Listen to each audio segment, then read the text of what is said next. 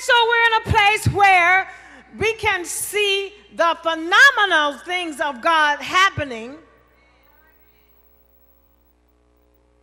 And we have to be ready for the shift. We're in a place where we're getting ready to see some things that we've never seen before. We're in a place where we're getting ready to see the phenomenal things of God. The supernatural happen right before our eyes, and we're going to have to be ready to receive that.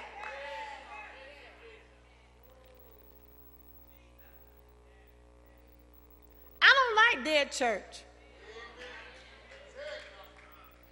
I like lively church. The Bible said that we are lively stones. We have no business sitting around being quiet and acting like a knot on a log, but we ought to be so happy that God has let us live, that when we come into the house of God, we act like we done lost our minds.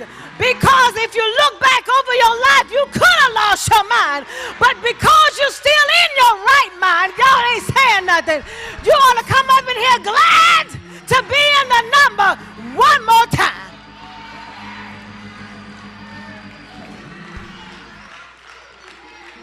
I ain't got to do nothing. I'm just glad to be in the number. I'm just glad to be in the land of the living. I'm just glad that I got the activities of my limb. You know, the old folks say, I'm just glad I got a portion of my help, because some folks ain't got none. Y'all ain't saying nothing.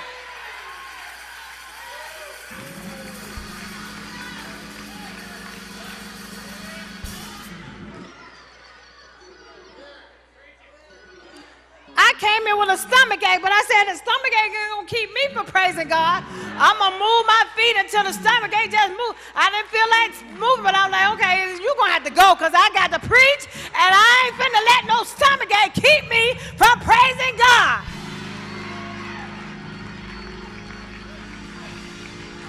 Do I have any radical? Do I have any fresh live fish up in here?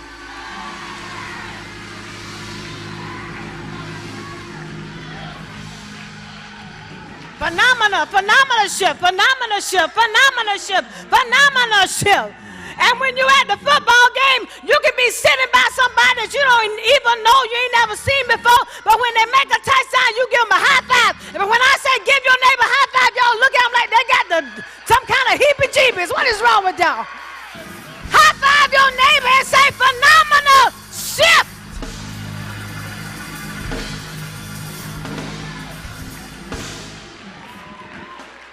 My goodness.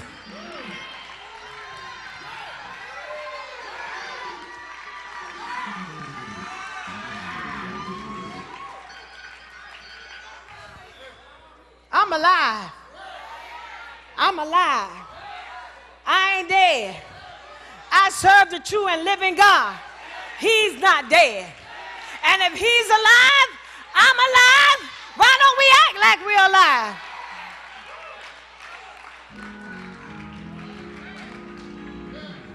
Don't matter what you're going through. Somebody say, this too shall pass. Trouble don't last always. Late in the midnight hour, I heard somebody say, God will turn it around. Weeping may endure for a night, but joy comes in the morning.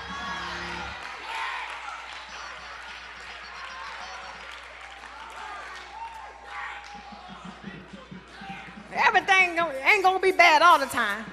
It might be bad right now, look bad right now, feel bad right now, but I guarantee you it won't stay bad. Okay.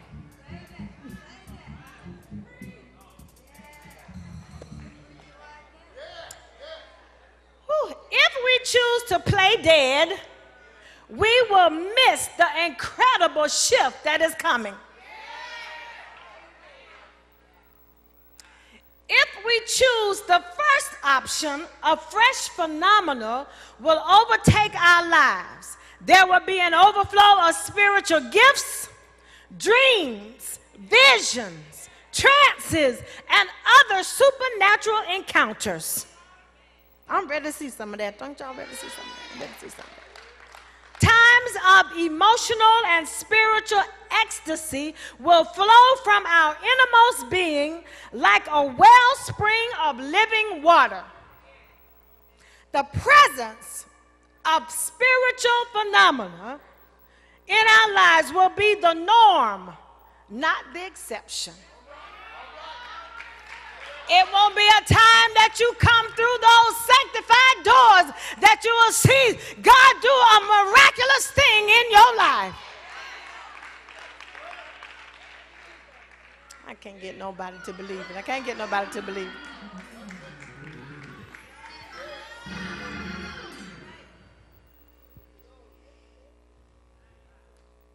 Can we experience extreme manifestations of the Spirit and still be in decency and in order?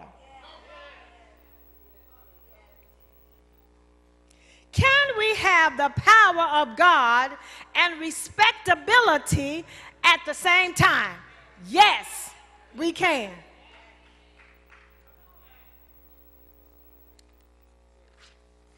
Just because Deanna runs around the church don't mean that we're out of order. You got to be able to discern what's out of order and what's not out of order. Some things look right, but it ain't right. But you got to discern the difference.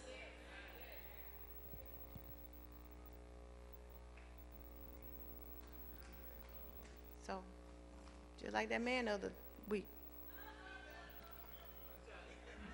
Y'all were blessed. Y'all was coming to the altar. He blowing on y'all falling out. I said I'm going to tell y'all, next time I can have an altar call, everybody better fall out when I blow on you. I'm going to blow on everybody. Come on, I'm going to blow on y'all. All y'all better hit the floor.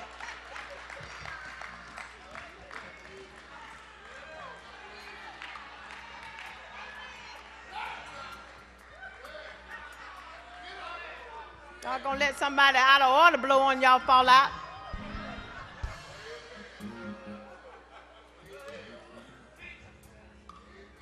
I thought not to give them no check because they know nobody to preach.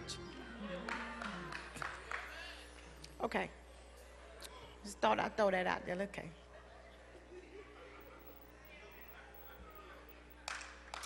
The expression of spiritual life sometimes seems chaotic, noisy, unusual, but is needful in order for us to birth something in the spirit. Just like in the natural, when a woman's giving birth, anybody ever been in somebody when they were giving birth? I know some of the husbands have, and all the women that got children know what it is. You know, that's a chaotic time. It's a noisy time. It's a messy time. It's a it's a loud time. Some folks, just some women, act real ugly, in there, and and all of that. But they do all of that so they can give birth, and then after the birth, what happens? They celebrate. And in the church, when we gotta do what we gotta do, when we gotta turn cartwheels and clap our hands and dance and stomp our feet, and speak in tongues and all of that, we're trying to get something out. We're trying to birth something in the spirit. And then when we birth it out, then we can celebrate. See what the Lord has done. And it's marvelous in our eyes. Noise is a sign of life. Silence is a sign of death.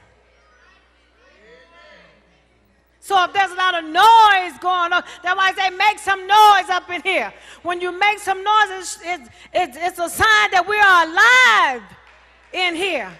And everybody's sitting down, nobody's saying nothing, nobody clapping, nobody praising, no saying nothing. It's silence, like everybody got a dead spirit. I don't come to church every Sunday to come to a funeral.